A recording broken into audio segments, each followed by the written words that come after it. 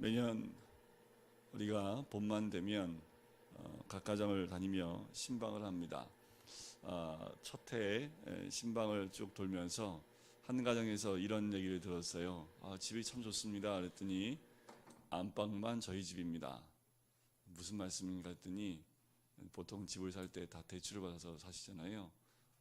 안방은 저희 집인데 다른 데는 다 은행 집입니다 라는 의미로 얘기를 하시더라고요. 그래서 그러시구나. 또 한 해를 지나고 왔더니 올해는 화장실까지 저희 집입니다. 이렇게 얘기를 하시더라고요. 되게 현실적으로 이렇게 고백하신 걸 들으면서 참 신선했습니다.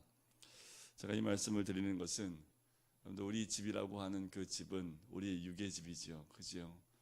많은 사람들이 그 집을 소유하기 위해서 많은 노력을 합니다. 우리 주님도 이 땅에 오셔서 예루살렘에 입성하시고 난 다음에 처음 하셨던 게 뭔지 아시지요? 내 집입니다. 그 내 집이라고 표현하는 것은 우리 하나님의 집이지요. 그런데 우리 집을 한마디로 표현한다면 무엇으로 표현할 수 있을까요? 우리가 살고 있는 집이 있고 또 내가 소유한 집도 있습니다. 나의 집은요 이것입니다 라고 한마디로 표현한다면 무엇으로 표현할 수 있을까요? 2019년도 이 고난주간에 첫 월요일 새벽 기도회 가운데 하나님 올해 2019년도 주님이 나에게 허락하신 집은 이런 집입니다 라는 고백이 있었으면 좋겠습니다. 육에 우리 몸이 거하는 그 집일 수도 있겠지만 실제로 하나님이 허락하신 우리 각 가정의 또 내 개인의 집입니다. 내 마음의 집은 이런 것입니다. 정의를 내리신다면 뭐라고 얘기할 수 있을까요? 제가 신방했던 그 집이 그 가정이 안방만 나의 집입니다. 그래서 매년 집이 확장되고 있습니다. 그 표현이 저는 또 이렇게 표현으로 들리기도 합니다. 올해는 내 마음의 집에 하나님의 집이 이만큼 확장됐습니다 라고 나는 그 말씀으로 또 들리기도 합니다. 여러분도 어떠십니까? 우리의 마음의 집이 정말 하나님의 집으로 온전히 주님께 드려진 우리의 집입니까? 아니면 조금씩 하나님의 집으로 우리의 마음의 집을 확장해 나가고 계십니까?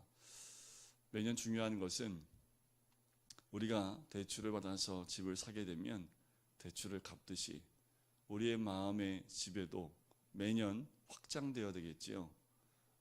우리의 마음을 세상에 빼앗겼던 그 마음의 집을 조금씩 주님의 집으로 바꿔나가야겠지요. 어느 순간 다 주님의 집이 돼서요. 그 집이 하나님이 거하시기에 합당한 집이 되는 것. 우리의 마음의 집, 우리의 마음의 그 방들이 다 하나님이 거하시기에 합당한 집과 방이 되는 것이 정말 중요하겠지요. 여러분들, 우리의 마음의 집은 얼마만큼 하나님의 집이 되고 계십니까?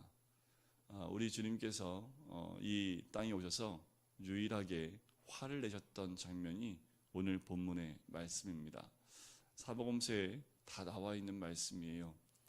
요한복음에 보면 예수님이 뭐까지 만들었습니까? 노끈으로 채찍까지 만드셨습니다. 여러분들, 우리 예수님이 이렇게 화를 내신 적이 없어요. 여러분, 주님이 우리 한 사람 한 사람이 찾아오셔서 화를 내시면 안 되잖아요. 그지요? 우리 집은 하나님의 집입니다. 우리의 마음들은 하나님이 거하실 집입니다. 우리 주님은 하나님이 거하실 그곳을 다른 것에 빼앗기는 것을 절대로 원하지 않으십니다. 제가 처음에 시작할 때 십자가의 길입니다. 우리 같이 고백합시다 라고 말씀을 드렸잖아요. 이번 주는 그 십자가의 길을 우리가 고백하며 주님이 걸어가신 그 길을 함께 걸어갔으면 좋겠습니다. 내일도 주님이 걸어가신 십자가의 길을 함께 걸어갈 겁니다. 내일 모레도요.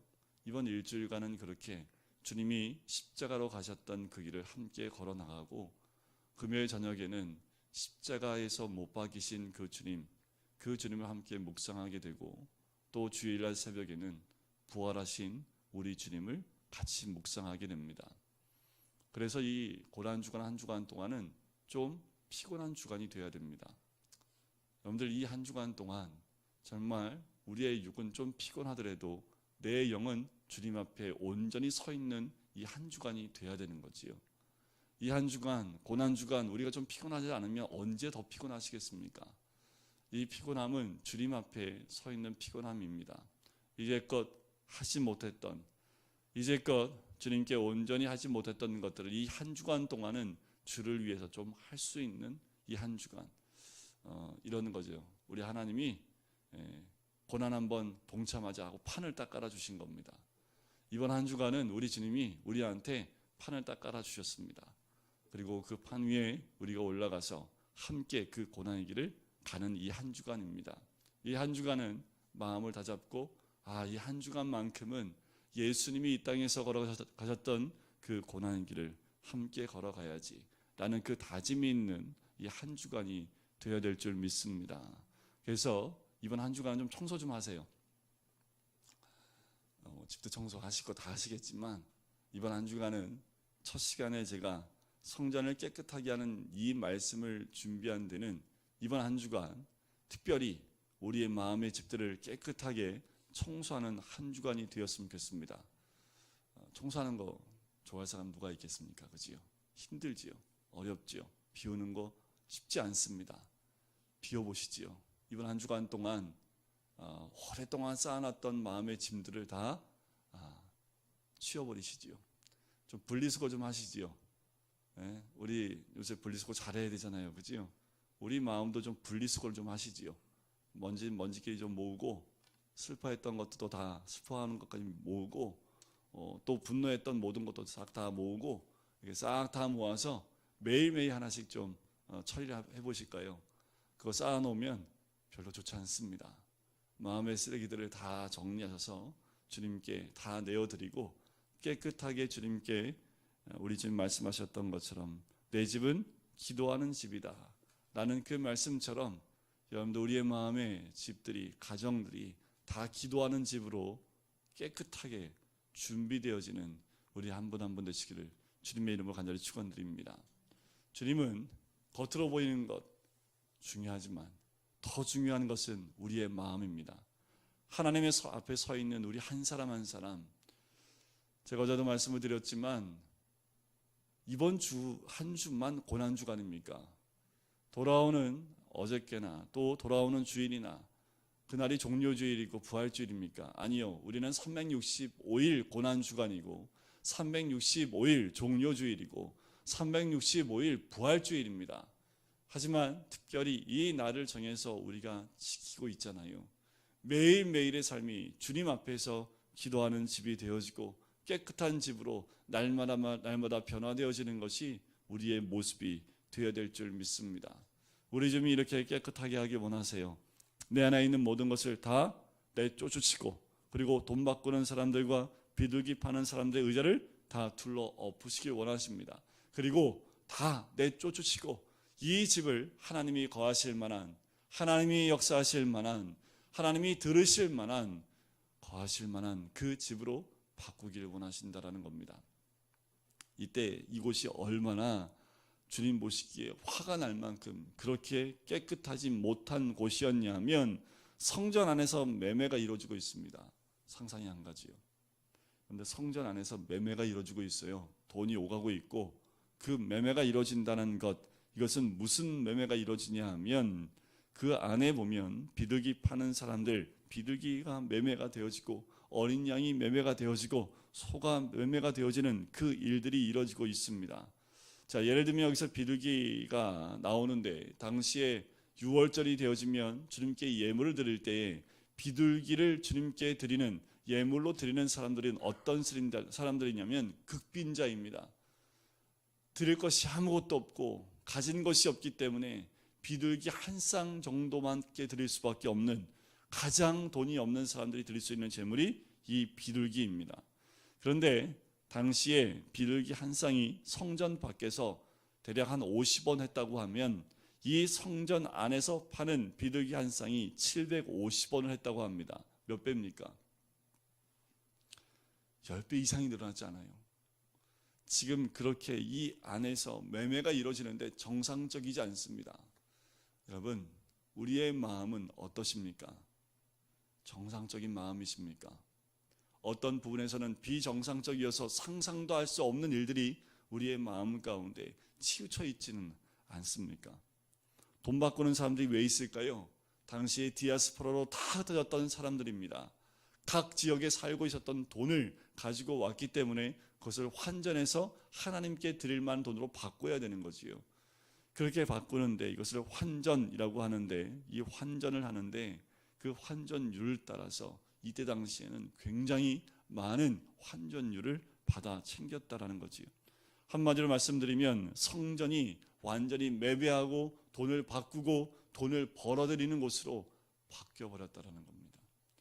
하나님의 성전, 이 성전이 성전의 역할을 감당하지 못하면 그것은 하나님의 택한 백성일 수 없는 거지요. 주님 보시기에 하나님의 집이 하나님의 집의 역할을 감당하지 못하는 겁니다. 여러분들 기도하셔야지요. 기도해 주셔야 됩니다. 우리 교회가 교회 역할을 감당할 수 있도록 기도해 주셔야 됩니다. 우리 교회가 이 마지막 때에 어떤 역할을 감당해야 나갈지 우리 교회를 위해서 눈물로 기도해 주셔야 됩니다. 교회가 교회 역할을 감당하지 못하면 세상을 변화시킬 수 있는 근거가 다 사라집니다. 성전이 성전의 역할을 감당하지 못하니까 주님이 화를 내시잖아요. 이 시대에 이 땅에 주님이 다시 오신다면 각 교회를 다니면서 또 채찍을 만드시고 다 둘러엎으실 분이 우리 주님 아니시겠습니까? 우리 교회가 또 우리 개인의 마음의 모든 모습들이 주님 앞에서 기도하는 집으로 변화되어야 될 줄 믿습니다. 그것이 강도의 소홀이 되면 안 되겠지요. 우리 주님의 의도는 성전은 거룩하다는 것입니다. 내가 거룩하니 너희도 거룩할지어다. 우리 주님이 이 십자가의 길을 걸어가는 우리 한 사람 한 사람에게 말씀하시는 것은 내가 거룩하니 너희도 거룩할지어다 라고 말씀하시는 겁니다. 이번 한 주간 우리 다 깨끗하게 청소하시고 깨끗하게 우리의 마음을 비우고 주님 오시기에 합당한 집들이를 한번 하시죠. 이번 이 고난 주간 가운데 집들이를 하셨어요. 우리 주님을 좀 모시고 집들이를 한번 하시지요. 집들이 하는데 청소 안 하고 집들이 하시는 분 한 명도 없을 겁니다. 최소한 여러분들 청소하고 싶으시면 신방 받으시면 집이 다 청소가 되시더라고요. 그죠? 제가 방마다 이렇게 문 열어보고 확인 안 하기 때문에 이렇게 방마다 어디에다 이렇게 뭘 이렇게 다 넣어놓으신지 모르겠지만 다 집에 가면 깨끗해요. 그죠? 여러분 이번 한 주간 동안은 우리 주님을 좀 우리 각 가정에 초대하시지요. 그래서 집들이를 하시고 우리 주님을 위해서 음식도 장만하시고 우리 주님을 위해서 다 준비하시지요. 근데 중요한 건 뭐냐 하면 저는 갈 때 시간을 약속하고 가는데 우리 주님은 시간 약속을 하실까요 안 할까요? 이게 우리 주님은 시간 약속을 안 하십니다. 갈게 이 한마디면 끝이지요. 언제 오십니까? 대답을 안 하세요. 간다니까. 우리 뭐 하고 있으면 돼요? 준비하고 있으면 됩니다. 여러분들 깨어 계십시오. 이번 한 주간 동안 우리 주님 여러분들 가정으로 집들이에 가실 겁니다. 신방 가실 겁니다. 잘 준비하고 계세요. 우리가 이 마음으로 주님 오실 때까지 살아야 되지 않겠습니까? 내일 주님이 우리 집에 집들이 하신대, 또 신방 하신대. 그 마음으로 오늘을 살면 또 내일은 그 다음날 우리 주님이 신방하신대 라는 마음으로 살면 어떠실까요? 매일매일 정결하게 매일매일 거룩한 삶으로 주님께 나가실 수 있지 않을까요? 그것이 십자가의 길입니다. 다른 것이 아니라 그렇게 걸어가는 것이 십자가의 길입니다. 우리가 주님 오실 때에 이런 음악을 틀어놔야 되지 않을까요? 15절에 보면 이런 이야기를 합니다. 예수께서 대장과 서기관들이 예수께서 하시는 이상한 일과 또 성전에서 소리질러 호산나 다윗의 자손이여 라는 겁니다. 우리가 주님께 드려야 될 찬양입니다. 호산나 다윗의 자손이요. 어제 종려 주일 때 제가 드렸던 우리 모두 다 이런 찬양을 합시다 라고 말씀을 드렸지요. 그때 2000년 전에 드렸던 호산나 다윗의 자손이요 라는 그것이 지금 이 순간 우리 모든 입술 가운데서 선포되어야 될 말씀입니다. 호산나 다윗의 자손이요. 좀 이번 한 주간은요 좀 유별나게 믿었으면 좋겠습니다. 그리고 주변한테 이렇게 얘기하세요. 회사 가서요, 야 이번 주에 고난 주간이야, 나 새벽기도 갔다 왔어. 그냥 얘기하세요. 그냥 저분 왜 저래, 평상시에 교회 다니는데 얘기도 안 하는 분이 일부러 좀 이렇게 다니고 막 이렇게 좀 이렇게 티를 좀 내서 이번 한 주간 동안은 일부러 이번 주간 고난 주간에서 요새 새벽기도 다니고 있다고 스스로 그렇게 티를 좀 내십시오. 그게 뭐냐면 호산나 다윗의 자손이요. 주님을 찬양하며 좀 유별나게 찬양도 좀 해보시고요. 이번 주간에는 유별나게 찬양을 좀 많이 틀어놓기도 하시고, 이번 주에는 유별나게 교회 갑시다 라는 말들도 좀 많이 해보시고, 이번 한 주간 동안은 쟤 왜 저래 라는 말이 들릴 정도로 좀 유별나게 좀 오늘 이번 한 주간은 좀 보내시면 어떨까요? 이제까지 조용하게 예수 믿는 사람으로 좀 조용하게 살았다면 이번 한 주간은 이 어린아이들처럼 유별나게 주님을 한번 드러내 보시지요. 이번 한 주간만큼은 좀 유별나게 사람들이 얘기를 합니다. 그렇게 얘기하지요. 이상한 일과 성전에 소리 질러 이렇게 말하는 것을 보고 노할 정도로, 그렇게 노할 정도로 한번 우리 좀 티를 내보시자고요. 너무 티 안 내고 삽니다. 이번 주간이 고난주간인데도 너무 티 안 나세요.